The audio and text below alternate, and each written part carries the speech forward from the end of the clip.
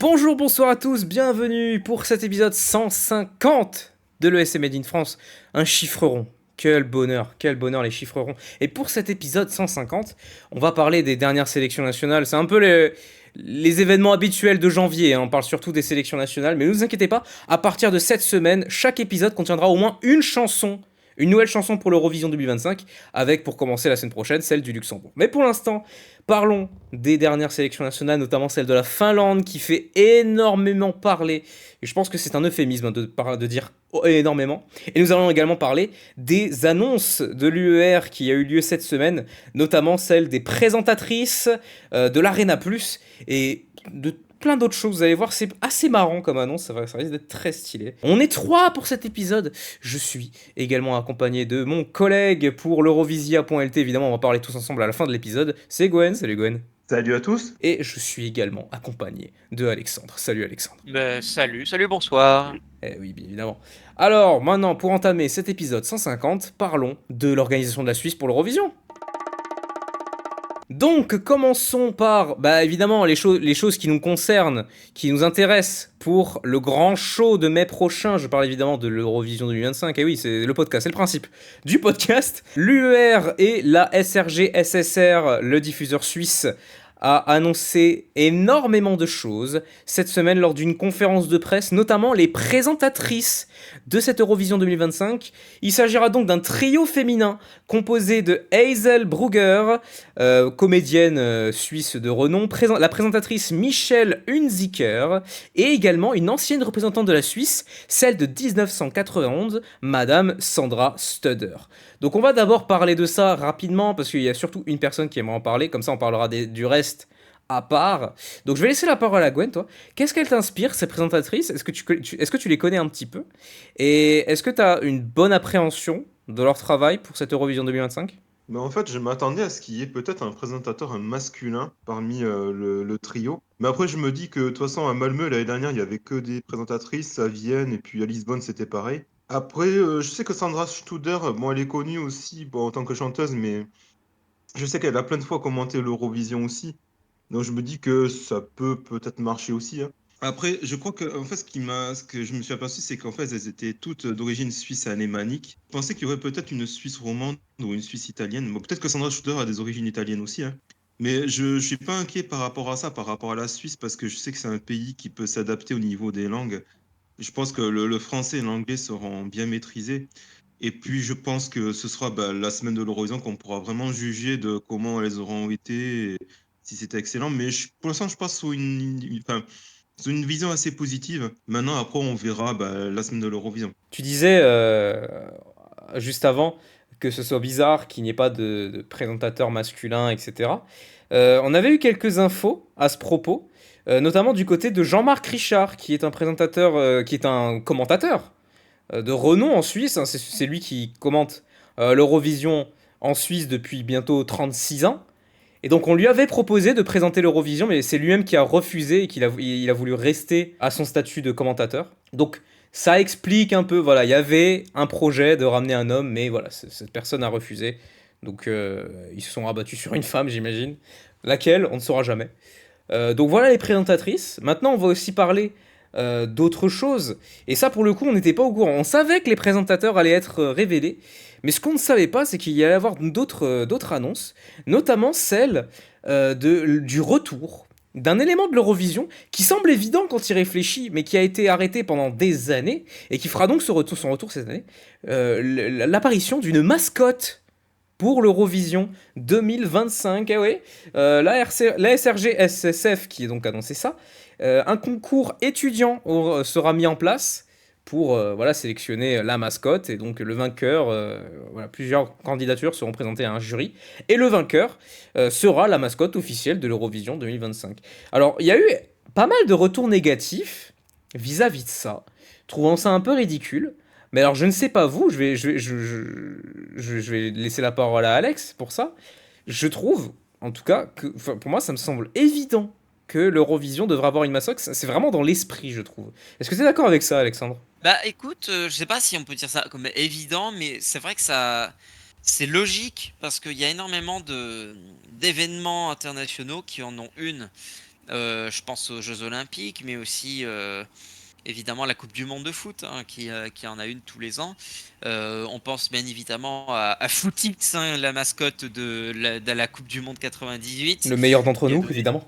voilà, voilà, qui a donné son nom à un mot du dictionnaire, du coup.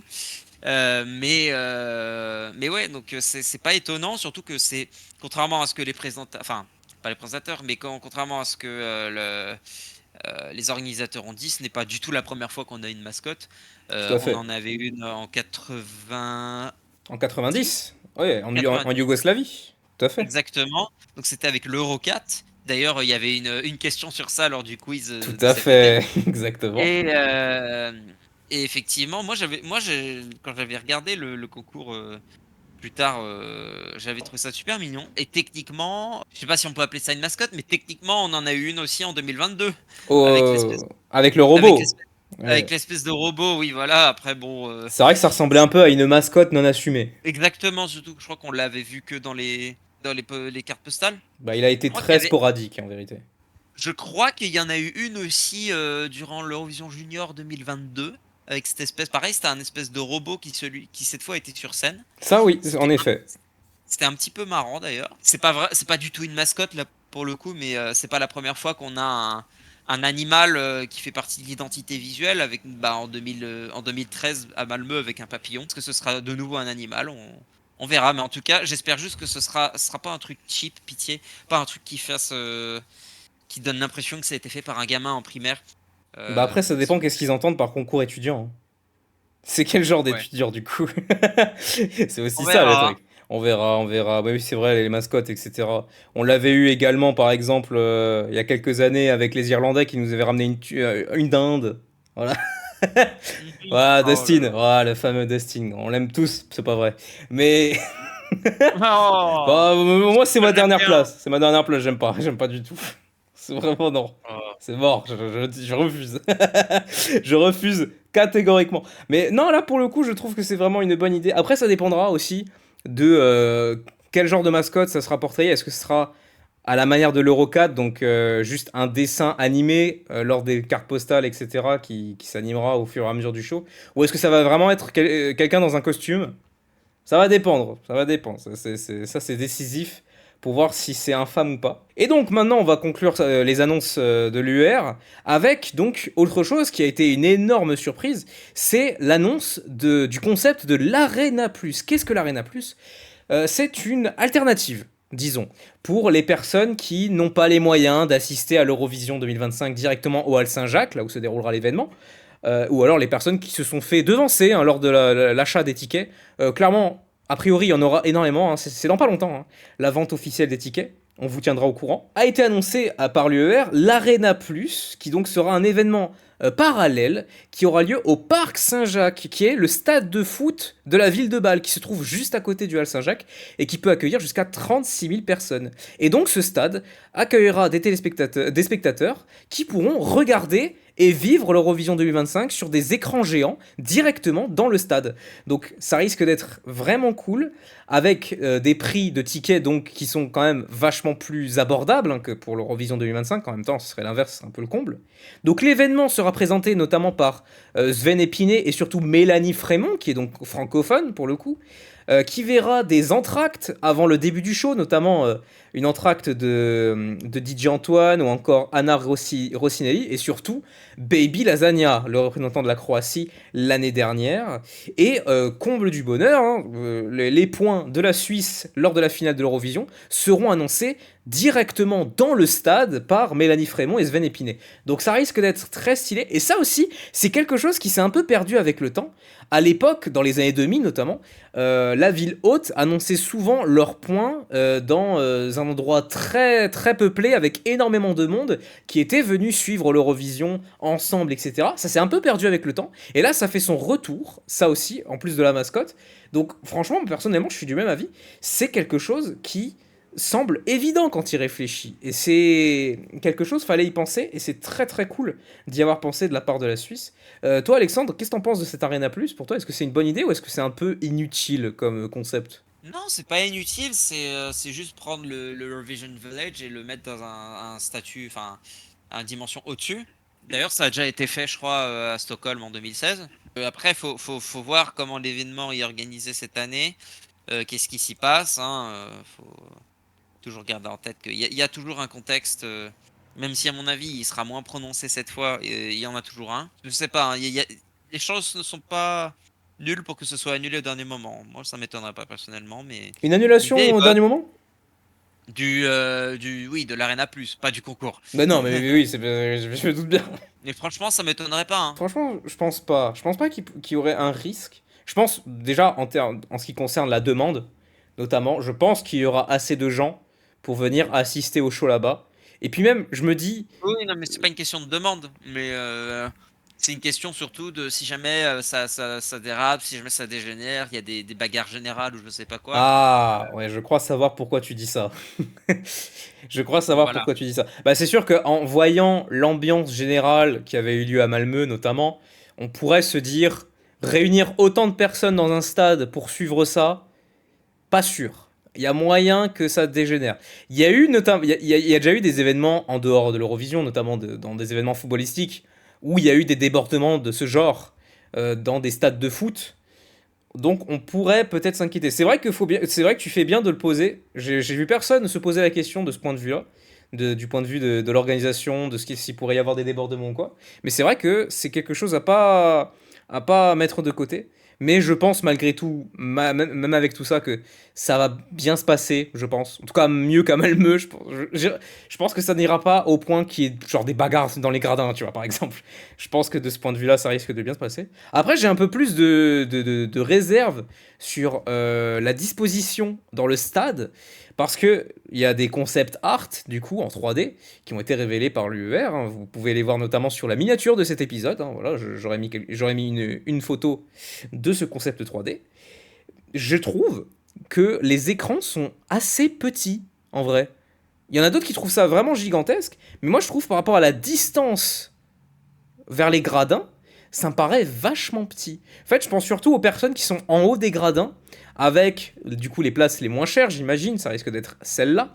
Mais je me dis que l'angle a pas l'air optimal pour bien suivre le show. Donc personnellement, moi, c'est ma petite crainte personnelle, c'est la taille des écrans. Maintenant, il faut voir, c'est un concept 3D, ça se trouve, quand ce sera en vrai, ils vont les agrandir et ils vont les rapprocher des gradins. Et donc, dans ce cas-là, ça sera réglé. Et donc, pour toi, Gwen, qu'est-ce que tu penses de cette Arena Plus? Pour toi, est-ce que c'est un ajout majeur pour l'Eurovision 2025? Bon, après, il faut penser aussi aux europhones qui vont venir à Bâle et qui n'auront pas de billets de spectacle. Donc Ah oui, déjà, c'est totalement. pas tenu. Je pense que c'est totalement pour ça que ça a été confectionné. Puis de dire qu'il y ait des débordements, je crois pas tant que ça personnellement. Enfin, je pense qu'au niveau sécurité, ça doit être déjà quand même bien blindé. Donc, mais connaissant les Suisses, à mon avis, je les vois pas laisser faire en sorte qu'il y ait des débordements ou un truc comme ça. Donc, non, mais je pense que c'est pas plus mauvais, c'est pas plus dégueulasse. Et puis, ça permet aussi d'avoir aussi une fête en parallèle. Donc, c'est pas plus mauvais, hein. Ah, bon, enfin, ouais, c'est vrai que là, quand tu y penses, là, je m'imagine déjà les vidéos sur les réseaux sociaux de gens présents dans le stade. En vrai, il y a moyen d'avoir des vidéos vraiment magiques, hein. Ça peut être vraiment, vraiment magnifique à regarder. Et Oh, ça peut avoir bien un ça TikTok, peut rendre franchement. jaloux, hein. Ça peut rendre jaloux, en vérité. Ça risque d'être très stylé. Donc voilà, toutes les annonces de l'UR et de la SRG SSR de cette semaine. Beaucoup, beaucoup plus de trucs que prévu finalement. On s'attendait à voir que les présentateurs. Et au final, ils nous ont un peu régalé, finalement, avec toutes ces annonces. On verra comment ça rendra en mai à Bâle. En attendant, on a tout pour être enthousiaste. Et évidemment, concernant la mascotte, on en parlera plus tard quand elle sera révélée. On fera une rubrique pour ça. Je pense que c'est pas à rater, hein. Vraiment, une nouvelle mascotte, ça en faut en parler, c'est important. Maintenant que les annonces sont faites, nous allons parler des sélections nationales de cette semaine, les chansons qui sont sorties cette semaine. Et on va commencer évidemment par une sélection qui est désormais devenue une sélection culte, hein, pour la communauté Eurovision. Je parle évidemment de la sélection finlandaise, l'UMK 2025, qui a donc révélé ses artistes et ses chansons à l'issue de cette dernière semaine, hein. Pour ceux qui ne savent pas le fonctionnement de l'UMK, une chanson était révélée tous les soirs de façon hebdomadaire pendant toute la semaine, week-end non compris. Donc ça fait que chaque soir, chaque artiste avait son moment de gloire où tout le monde parlait de sa chanson, etc. Globalement, une réception un peu plus négative que les années précédentes, non sans moins la présence d'une, voire deux personnes qui clairement semblent se positionner comme étant les gros favoris pour remporter cette UMK 2025. Je parle évidemment du groupe de metalcore One Morning Left et sa chanson Puppy, et la revenante de l'UMK 2020, une artiste qui était attendue par la communauté depuis pour faire son retour pour présenter la Finlande. Je parle évidemment de Erika Wikman et sa chanson Ishkome qui bat tous les records en ce moment. Donc je vais d'abord laisser la parole à Alexandre parce que pas parce que on va parler d'abord un peu du négatif. Donc on va laisser la parole à Alexandre qui est un petit peu déçu de cette UMK 2025. Donc vas-y, la place est à toi. En vrai, déçu, je sais pas si c'est le mot. Je dirais juste que mes attentes sont pas au même niveau que, c'est-à-dire mes attentes annuelles hein, pour le MK, sont pas au même niveau que la sélection, ça c'est sûr. Malgré tout, je peux citer au moins 3 chansons qui valent la peine d'être écoutées, voire éventuellement une quatrième, et le reste est moins de mon goût. Mais il y a 2 chansons notamment que j'aime pas trop, qui sont Made of et Sekaisin. La première, Made of, c'est celle que j'aime le moins. En fait, c'est rare que je déteste actuellement enfin, que je déteste réellement une chanson. Là, c'est franchement presque le cas. Vraiment, c'est. Il y a des chansons où vraiment juste tu les écoutes, elles te font rien. Ça va. Mais t'as des chansons, tu les écoutes et qui t'agacent. Celle-là en fait partie. Je déteste le processing de sa voix. Il y a beaucoup trop d'effets, c'est absolument pas naturel et la chanson n'est même pas si compétitive et intéressante que ça. Donc vraiment, il y a rien à garder pour moi. Sekaisin, c'est juste que c'est extrêmement générique et même si c'est en finnois, on s'en fiche. Anglais ou finnois, ça reste générique et assez inintéressant. Par contre, oui, donc évidemment, mon favori, bon, comme beaucoup de gens, ce sera Ich komme, qui est la chanson la plus imposante et avec une énergie bien à elle. Ah bah ça c'est le cas de le Euh, dire. Ça, c'est le cas de le dire, et à mon avis, je pense que j'ai vu des gens, notamment une personne, je sais plus qui, mais dire que Erika Wikman a pris le slogan de l'Horizon 2016, mais elle l'a pris au sens littéral. Non. Voilà. Je n'expliquerai pas la blague. N'hésitez pas à aller regarder le texte de la chanson d'Erika Wikman. C'est très Voilà. intéressant. Oui, j'ai regardé, enfin j'ai vu la traduction quand j'ai écouté la première fois, et il y a elle demande à l'auditeur de se faire chevaucher par elle. Ah oui, dans le plus grand des calmes. Voilà. Voilà, il y a pas, il y a eu pas mal notamment de comparaisons avec une participante de l'an dernier, Cindy Sabotage, qui pareil avec des paroles un peu explicites, mais il y avait Oui. quand même, c'était un peu dans le sens figuratif, il y avait quand même des métaphores, etc. Là, ça fait même plus l'effort d'être suggestif, quoi. C'est vraiment genre, c'est cru, quoi, c'est en direct, c'est vraiment littéral. Après, après, ça fait partie de son image et en soi, de son identité, et ça fait pas, on s'en fiche, quoi, tu vois. Après, je suis pas sûr que que l'UER s'en fiche aussi, si elle gagne. Je sais pas, si ça avait été des paroles en anglais, peut-être, mais là, pour le coup, enfin, je veux dire, le R a littéralement accepté une chanson dont le nom, enfin le nom se traduit par salope ou chienne. Donc, je parle de Zora, bien sûr. Je pense que c'est encore trop. Je veux dire, pareil, il y a des chansons dans le Billboard américain ces dernières années qui avaient des paroles similaires, même des clips similaires et qui étaient quand même diffusés à la télé. Et pourtant, on sait que les États-Unis, ils ont un espèce de double standard, on va dire. Là, c'est assez spécifique, mais genre, ils vont censurer des trucs dans certains animés et quand ils seront diffusés ici, là-bas, alors que bah si c'est eux qui produisent ça, bah ils vont absolument rien censurer. C'est toujours pareil. Mais bref, là je m'égare. C'est pour moi, il n'y a pas vraiment de risque. Hein. C'est juste Tu penses pas voilà, si elle gagne, il y aura un revamp ou un truc comme ça? un revamp. Je vois mal l'UMK, enfin le ULE faire un revamp. En tout cas, C'est une pas trop dans réécriture du texte. réécriture du steak, oui. Une réécriture de mon steak, une réécriture du texte. Ouais. Ouais, écoutez, excusez-moi, on n'est pas tous Là, parfaits. c'est un bon steak, oui, Ah un bah bon là, steak. le Ishikomu, c'est un bon steak, putain. Oh la vache. Mais, mais ouais, non, je pense pas.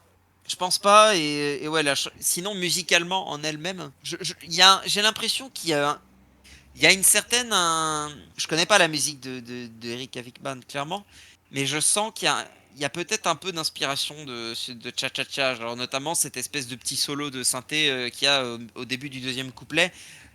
C'est ça fait un peu penser à ça. Après c'est que dans ce couplet-là. Par contre la fin de la chanson avec le tempo qui accélère, je trouve ça extrêmement bien. Ils auraient dû le faire de manière un peu plus progressive, c'est-à-dire qu'au lieu de passer directement de, je sais pas combien c'était, ça, je sais pas, ça devait être genre 160 BPM à genre 190 BPM, ça aurait dû être plus progressif. Un peu comme dans Voilà. Bon là, c'est un genre totalement différent, mais voilà. En tout cas, c'est mon top 1. Et pour ce qui est de Puppy, alors je suis désolé, il y a énormément de gens qui détestent. Moi, j'aime beaucoup. Franchement, si ça devait gagner, de toute façon, globalement, ça a l'air. Ce sera, a priori, les gens sont d'accord pour dire que ce sera soit Puppy, soit Ich Komme. Bon, après, on peut toujours avoir des surprises. Mais là, moi, personnellement, je suis content peu importe le choix. Voilà. Pendant que du côté de la communauté, c'est la discorde entre l'équipe One Morning Left et l'équipe Erika Vickman, toi, t'es dans ton coin avec ta limonade et t'es là, genre, les deux me vont. Moi, je suis Oui. bien. Voilà. Bah, Dans les deux cas, la Finlande se fera remarquer et c'est ce qui compte. bah voilà, ça fait plaisir. Autant l'UMK, tu l'as trouvé un peu moins fou que d'habitude.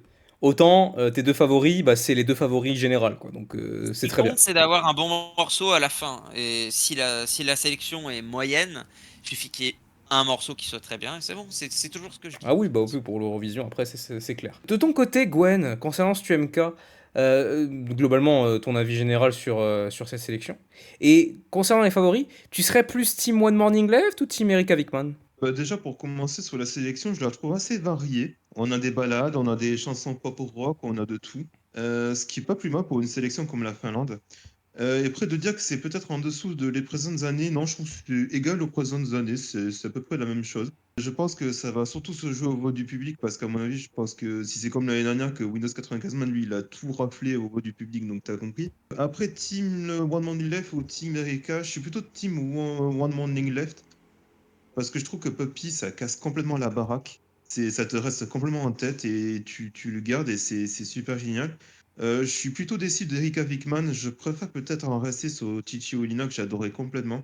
Hitchcomer, je le trouve peut-être un peu trop spécial pour l'Eurovision, voire même peut-être un peu vulgaire limite. Donc ça pourrait faire choquer un petit Régis par exemple, mais voilà quoi. Mais je veux dire, j'ai pas plus aimé que ça quoi. J'ai pas adhéré. Mais après, il y a d'autres chansons qui sont bien aussi, comme Costi, ça j'ai bien aimé. Nea River, j'ai bien aimé aussi.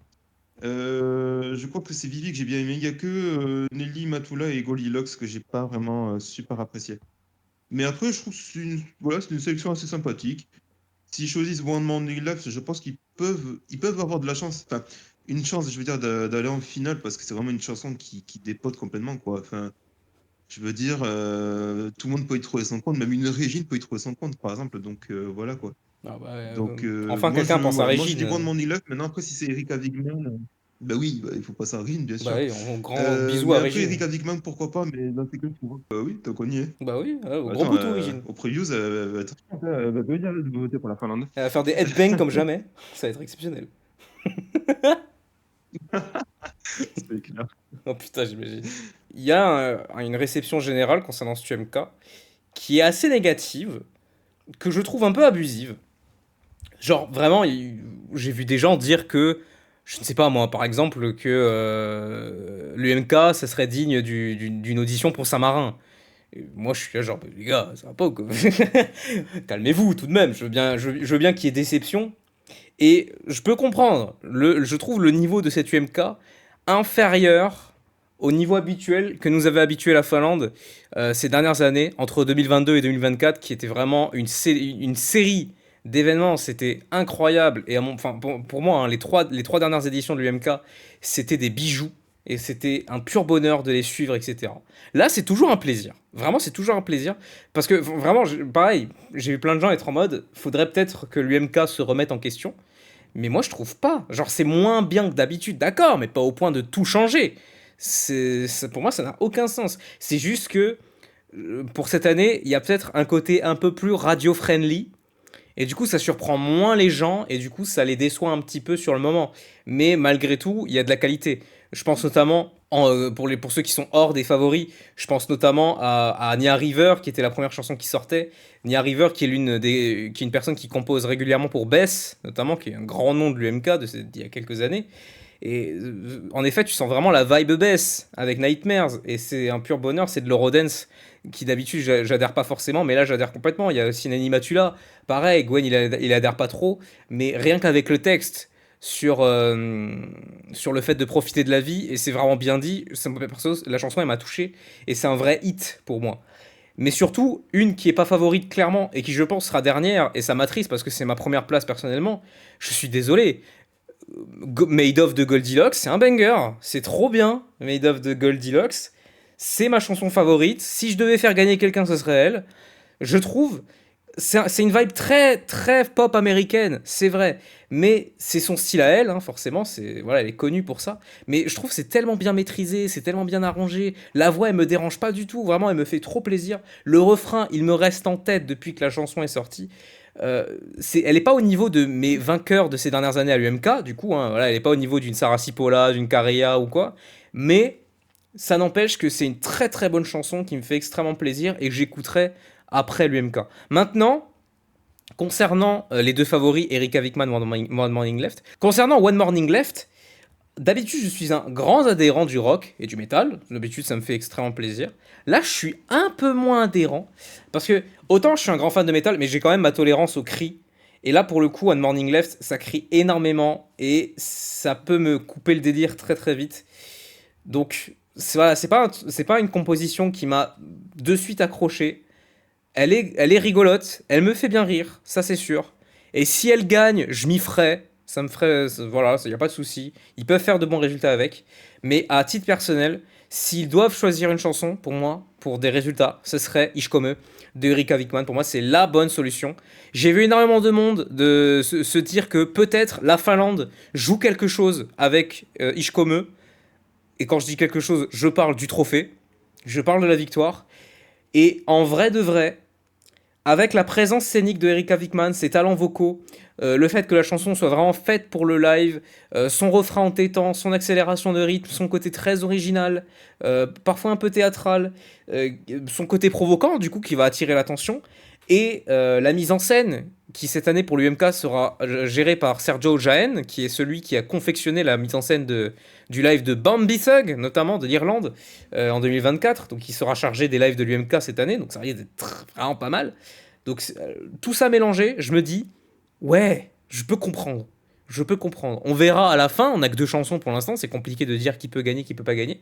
Mais en soi, Ishkome, elle pourrait avoir l'étoffe d'une chanson gagnante. En tout cas, d'une chanson qui joue la gagne et qui fait partie des favoris, ou du moins qui joue le top 10. Clairement, la Finlande peut revenir au devant de la scène avec une chanson pareille. Donc moi, pour le coup, voilà, UMK un peu en dessous d'habitude, mais ça reste très cool quand même. Voilà nos avis pour cette UMK, des avis assez divers, en tout cas concernant le favori. Clairement, concrètement, on a eu tout. Personnellement, je suis Team Erika Vikman. Gwen est plus Team One Morning Left et Alexandre est un peu entre les deux en train de kiffer sa life. Donc c'est un pur plaisir. L'UMK qui va créer la Discord cette année, ça risque d'être vraiment, vraiment tendu lorsque la finale de l'UMK aura lieu. Ça sera le 8 février prochain à 20h avec le show en live de la Nokia Arena, l'un des plus grands stades de Finlande, avec une retransmission avec des commentaires en anglais, surtout que ça c'est très important de le noter. Donc si vous voulez suivre l'événement, c'est peut-être parmi les sélections nationales les plus accessibles pour passer un bon moment, pour passer une soirée devant. Donc n'hésitez pas, le 8 février prochain, l'UMK 2025, ça risque de casser la baraque.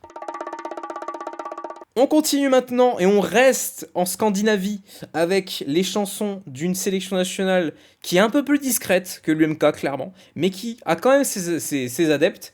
Je parle de la sélection de l'Islande, le Song Vakepnin, qui a révélé ses 10 participants pour cette nouvelle édition. L'un d'entre eux représentera donc l'Islande à l'Eurovision 2025, avec un tout nouveau changement dans le système de vote. Il n'y a plus de super finale, c'est un vote tout ce qu'il y a de plus classique, 50-50, jury télévote, donc ça risque de changer.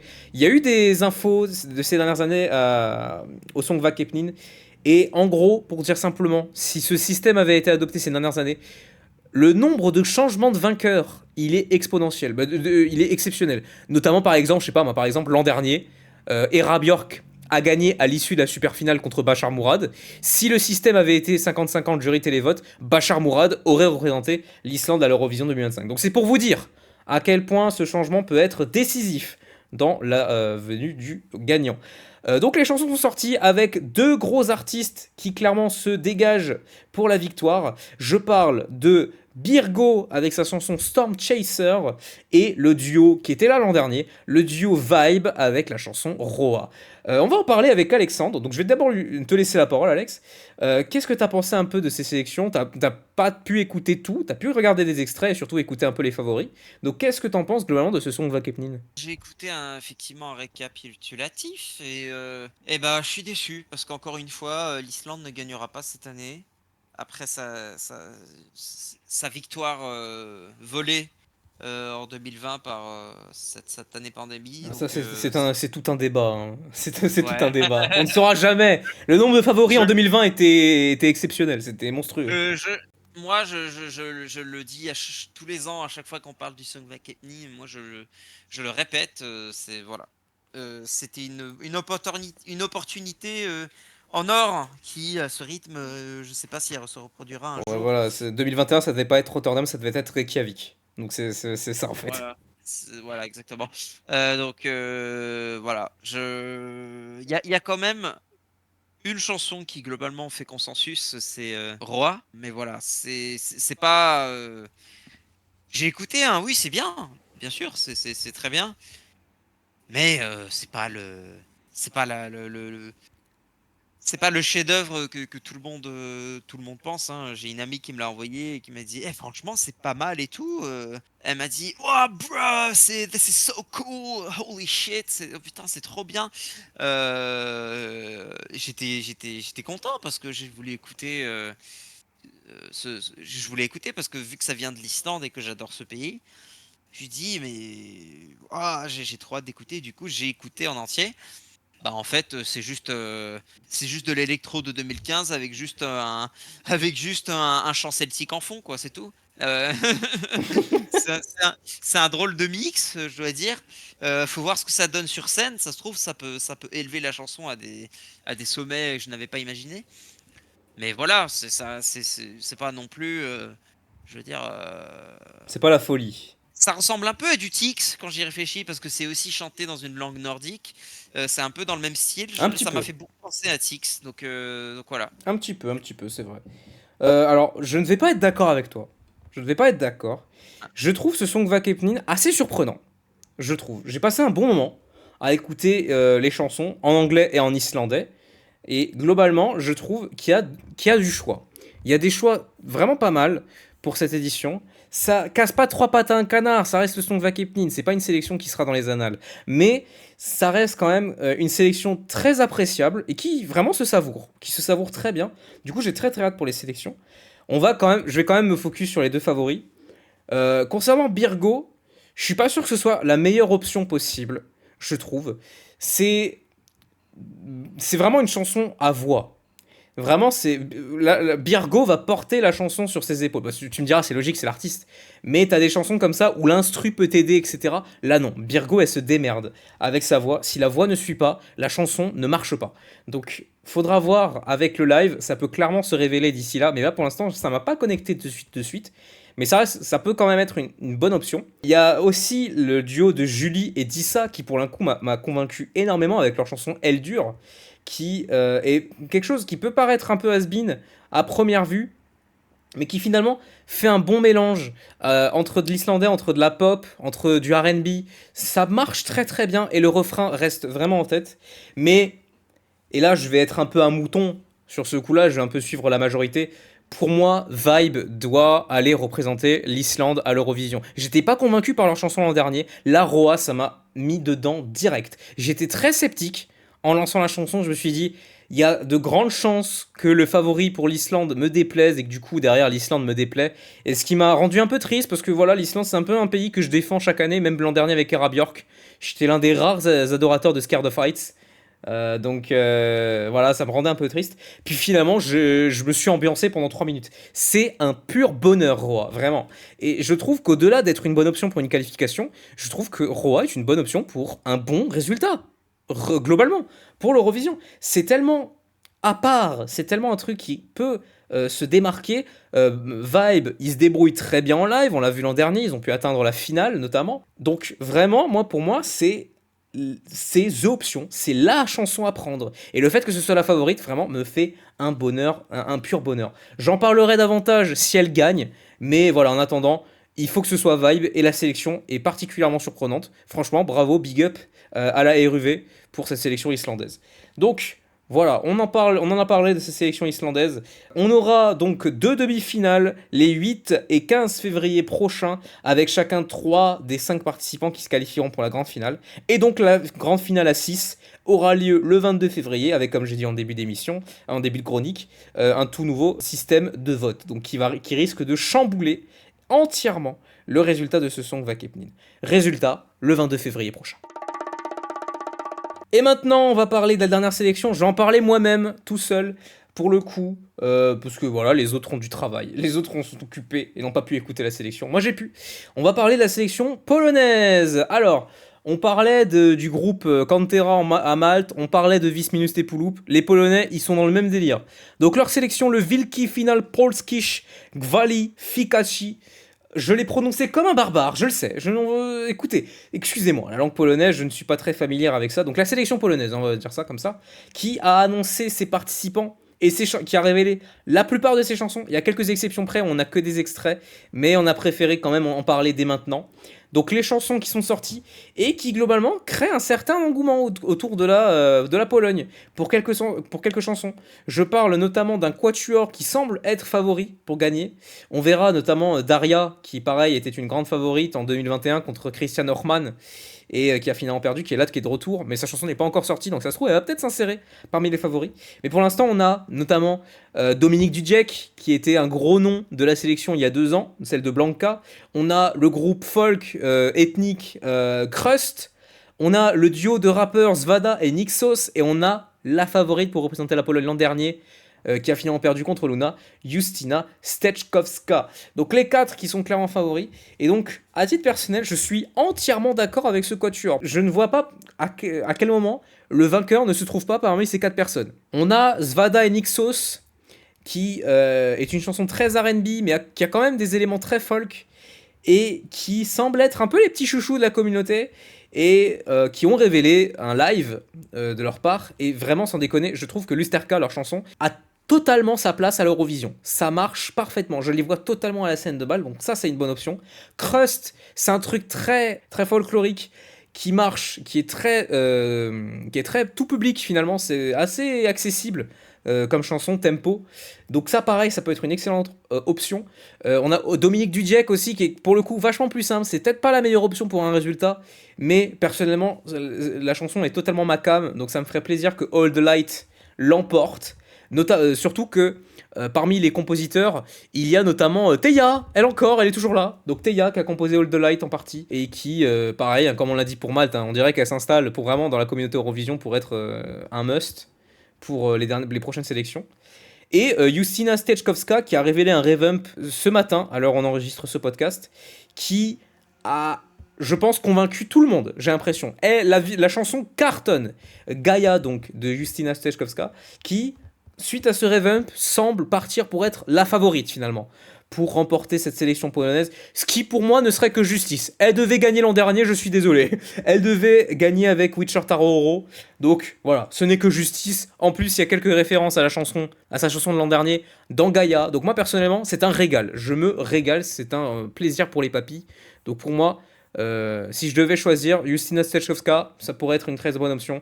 Mais, comme j'ai dit, la Pologne a l'embarras du choix. Donc, concernant la sélection polonaise, pour découvrir qui l'emportera, je vous donne rendez-vous le 14 février, le jour de la Saint-Valentin formidable, pour le résultat, avec un système assez particulier, puisque pour la sélection polonaise, il n'y aura pas de jury. Ce sera 100% télévote. Le public choisira entièrement qui représentera la Pologne à l'Eurovision. Donc, ça risque de chauffer au niveau du télévote. Et du coup, ça fait un peu plaisir parce qu'il y a eu énormément d'accusations de la part de la TVP, le diffuseur polonais, concernant leurs résultats. Bon, il y a un petit arrière-goût de corruption, voilà, au niveau du jury. Donc le fait que ce soit 100% télévote, ça rassure un peu les gens. Donc on verra bien comment ça rendra sur les résultats. Rendez-vous le 14 février pour la sélection polonaise. Et nous concluons dès maintenant avec notre deuxième épisode de la sélection lituanienne, l'Eurovisia.lt qui a fait sa deuxième demi-finale cette semaine et qui a vu cette fois-ci la qualification en finale de Petunia avec sa chanson Isal Duma et Noi avec sa chanson Please Take Me on a Date. Avec cette fois-ci un résultat un peu plus 50-50, l'an dernier Anya Anya avait roulé sur la concurrence. Cette fois-ci, Petunia a remporté le jury et Noi a remporté le télévote vraiment haut la main finalement. Donc on va en parler évidemment de eux deux et du reste de la sélection évidemment, voilà, les 6 autres participants qui sont donc éliminés de la compétition. Je vais d'abord laisser la parole à Gwen qui n'est pas très très content des deux qualifiés pour le coup, donc vas-y, la parole est à toi. Pas content. Pas content, pas content, on va discuter de ça. Franchement, c'était une demi-finale, je trouvais, qui était quand même meilleure que la semaine dernière. Mais à peine, c'était pas non plus la grosse folie. Et bah, c'était pas les deux qualifiés que je voulais. J'ai pas du tout aimé les deux chansons, j'ai pas accroché du tout. Même Pétunia, je préférais plutôt sa chanson qu'elle avait je crois il y a 2 ans, il me semble, qui était une balade un peu classique, mais assez sympa, alors que là, elle a changé de registre. Et j'ai trouvé ça peut-être un peu trop spécial pour l'Eurovision. Noise, c'était un peu du déjà vu, ça m'a saoulé un petit peu. Moi, j'avais préféré plutôt Yukubas et Jan Koskas et Alominic, je trouvais ça très sympa. C'est dommage que ça soit sorti du top 2. Par contre, moi, je suis un petit peu inquiet pour l'instant parce que sous les deux demi-finales, sous les qualifiés, je vois pas qui pourrait représenter la Lituanie à l'horizon. J'espère que les 3 autres demi-finales, bon, il y a quand même 3 demi-finales, mais j'espère que vraiment que le niveau sera vraiment au rendez-vous parce que ça fait chier que la Lituanie se retrouve un peu éliminée en demi-finale. On sera pas d'accord sur ce point de vue-là, on sera pas d'accord. Mais oui, Non, après, il y, aura- on n'est pas d'accord. il y aura, Donc, il y aura 6 autres voilà. personnes pour rattraper le niveau. Voilà, entre guillemets. Et je dis bien Oui, entre c'est sûr. guillemets. Je le dis bien entre guillemets parce que je ne suis absolument pas d'accord. Je trouve pour l'instant que la finale de cette Eurovisia.lt est vachement alléchante. Voilà, comme j'ai dit la semaine dernière, les deux qualifiés m'allaient parfaitement. Que ce soit Running Out of Time ou Tired, pour moi c'était des très bonnes options. Et là pour le coup c'est quasi pareil. Alors peut-être pas pour Noi. Pour le coup Noi c'est une chanson assez classique qui m'a pas tant branché que ça à première vue. Donc pour l'instant c'est peut-être la chanson finaliste qui me plaît le moins. Mais alors concernant Petunia, je pense pour l'instant sur ces deux demi-finales c'est peut-être la chanson la plus prête en fait pour l'Eurovision. Que ce soit en termes de performance vocale, en termes de chansons, en termes de production, en termes de mise en scène, je pense que là, Petunia est prête pour aller à l'Eurovision. C'est vraiment particulier, ça peut se démarquer, c'est vraiment pas mal. C'est pas ma chanson préférée, Tired reste première pour l'instant, mais pour moi Petunia reste une excellente option. Alors par contre, et ça pareil, on va pas être d'accord entre Gwen et moi, je trouve que cette demi-finale est moins bonne que celle de la semaine dernière. Genre, limite, je pense que je n'avais que Petunia pour cette demi-finale qui m'a vraiment convaincu. Les autres étaient un peu plus anecdotiques et m'ont pas plus attiré que ça. Alors que la semaine dernière, il y avait quand même un peu plus de monde qui m'avait conquis. En tout cas, assez pour que je sois déçu de certaines éliminations. Là, cette fois, bon, bah, c'était un peu à prévoir, globalement, les éliminations. On pense notamment à Vilija, la représentante de la Lituanie en 2014, qui donc s'est fait éliminer sur cette demi-finale. Donc, voilà, on ne la reverra plus.